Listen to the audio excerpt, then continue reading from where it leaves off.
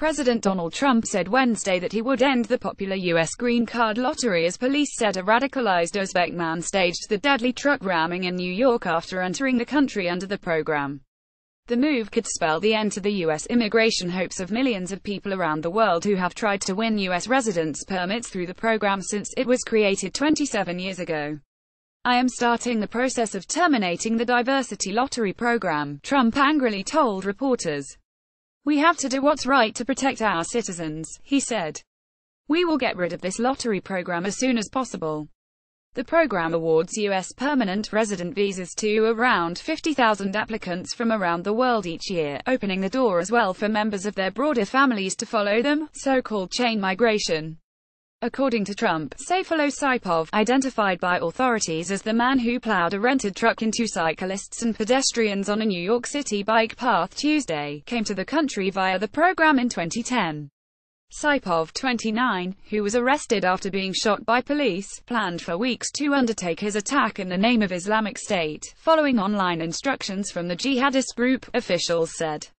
New York Governor Andrew Cuomo said he was radicalized domestically only after he came to the country, when he started to become informed about ISIS and radical Islamic tactics. Closing doors to immigration. Trump's threat would further close the doors to hopeful U.S. immigrants. He ran for election last year promising a crackdown on immigration, including building a wall on the Mexican border and banning Muslim immigrants. This year he has already slashed the country's annual refugee intake by more than 50% to 45,000, tightened visa issuance around the world and ordered a ban on travelers from 11 unnamed high-risk countries.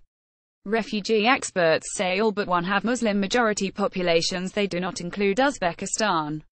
The officially titled Diversity Lottery Program aims to diversify the origins of people granted permanent residence, so-called green cards, in the United States.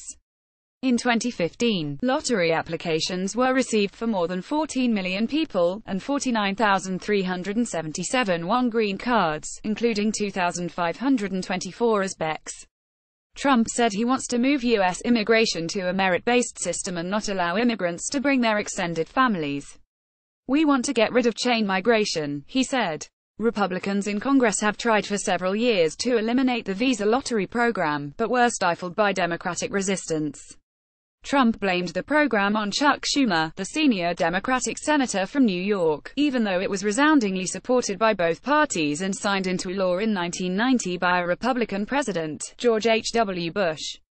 "The terrorists came into our country through what is called the Diversity Visa Lottery Program, a Chuck Schumer beauty. I want merit-based immigration," Trump tweeted. Few U.S. attacks by immigrants. Tuesday's incident was the second time the lottery has been tied to a jihadist attack inside the United States. In July 2002, an Egyptian man whose wife entered the country on the green card program shot 2 people dead at the ticket counter for El Al, the Israeli airline. Otherwise, Trump's immigration crackdown would not have prevented any of the deadly jihadist attacks inside the United States over the past 16 years. Most have been perpetrated by US-born and radicalized perpetrators, and most have family ties to countries not covered by Trump's travel bans: Pakistan, Saudi Arabia, Afghanistan, and others.